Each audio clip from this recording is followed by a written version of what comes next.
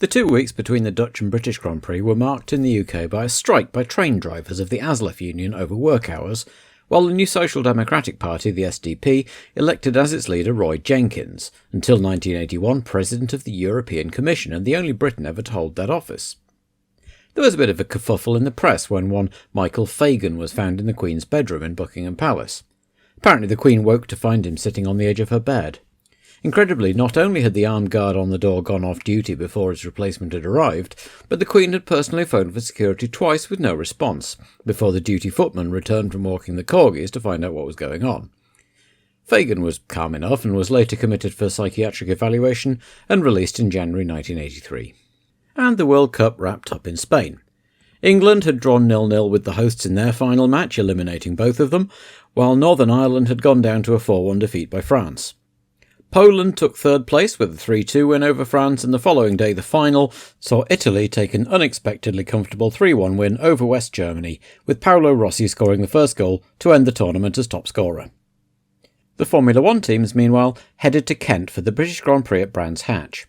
John Watson had proved a popular winner at Silverstone the year before, and there was a bumper crowd out to see if the championship leader could do it again. The weather was glorious, and the circuit usually produced fascinating racing. Short straights, a narrow surface and sharp bends, though little in the way of chicanes or twisty sections, meant a good balance between straight line and cornering speed was needed. It was always hard on the brakes and tyres, though, and these could well be defining factors in the race to come.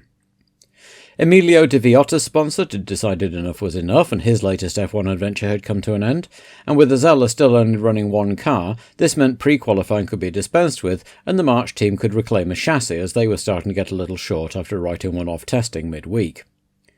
Back in the paddock, meanwhile, was Nigel Mansell, his wrists strapped up and determined to race after missing his home event last year as part of the ongoing Lotus 88 saga. The Fittipaldi team, Brazilian-owned but based in Reading, had their new car, the F9, with them, drawn up by Richard de Vila and Tim Wright.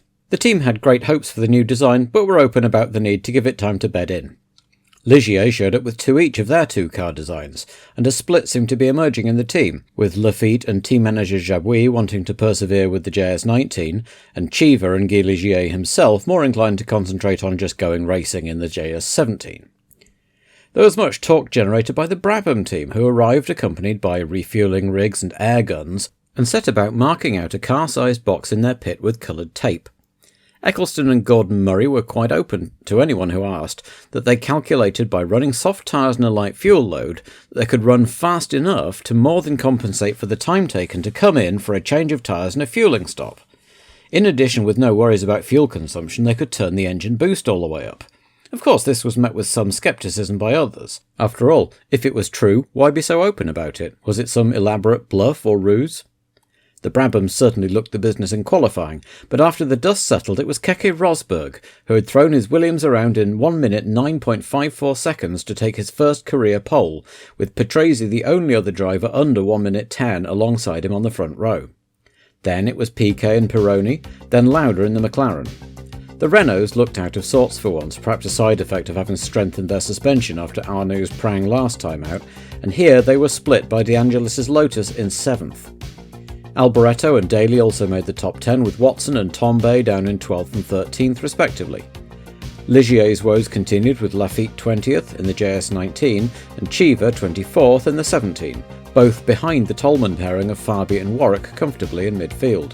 The ATS team just couldn't get their tyres working right, and both would miss the race alongside Lammers and Bozell. Serra managed to bend the new Fittipaldi in qualifying and would take the race start in the old F8. After a bit of an airshow to entertain the crowds, the cars were ready to go. Well, except for Keke Rosberg, whose Williams refused to fire up on the grid and was left behind as everyone disappeared off for the parade lap. He eventually got moving thanks to a push start from his mechanics and a couple of marshals, repaying his gesture of donating his pole position prize of 100 bottles of champagne to them, and haired off in pursuit of the rest of them. Unfortunately, he wasn't able to make his way back to the front by the time they got to the grid, so Rosberg would have to start from the back. The lights went green and everybody got away, except for Patrese, who stalled his Brabham and collected a flying Arnoux, with Watson being forced onto the grass to avoid them. Piquet thus led, with Lauda taking advantage of the chaos to take second, with Pironi, De Angelis and Alboreto in hot pursuit. Off-camera, Fabi had also collided with a stray wheel off Arnoux' car and was out too. Before long, Piquet and Lauda were pulling away from Pironi, while Rosberg was fairly slicing through the field, getting up from 26th to 15th by the end of lap 1. Watson, meanwhile, on his muddy tyres, was struggling in midfield, and on lap 3 became the innocent victim of a collision between Serra and Jarier. With Guerrero expiring in a cloud of steam a lap later, there were 7 cars out already. By lap 5, Piquet was still leading by about 6 seconds, with Lauda playing a waiting game behind, then Pironi and De Angelis, but Daly had got ahead of Alboreto and De Cesaris to go 5th in the number 5 Williams. Piquet was pulling out at about a second a lap and was on schedule to have a big enough lead by the time of his projected pit stop. It wasn't to be though, as Piquet slowed on lap 10, a problem with his fuel system bringing his race to a finish and putting Lauda into the lead. Rosberg was still charging too, and Daly had made it past De Angelis, so moved up to 3rd.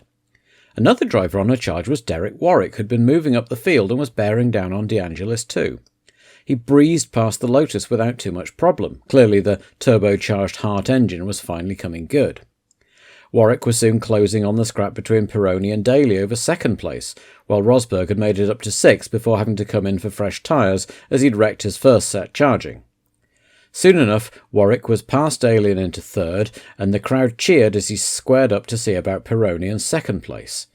On lap 25, Warwick pulled past Pironi on the start-finish straight and began to pull out a lead. And for a while, that seemed to be that in terms of excitement. Daly came in for tyres, having started on the softer compounds and blistered them, and Mansell retired on lap 30 in too much pain from his arm to continue. Lauda continued his demonstration of precise, smooth driving.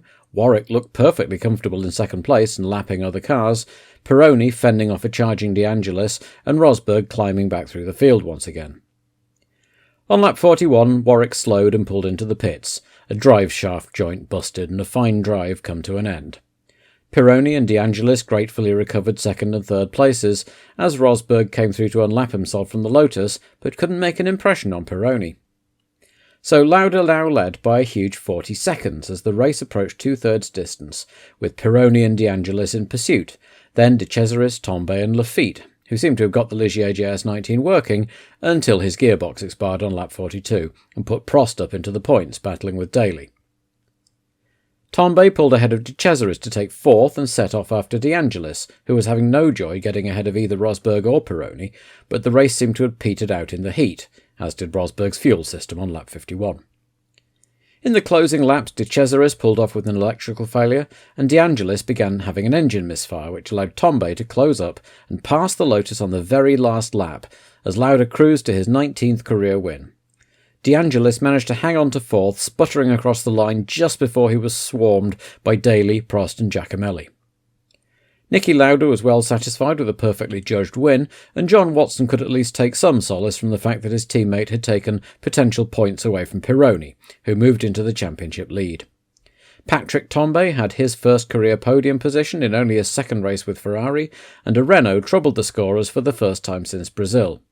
And with just a week until the French Grand Prix at Paul Ricard, the teams had little time to reflect or do much more than pack up and move.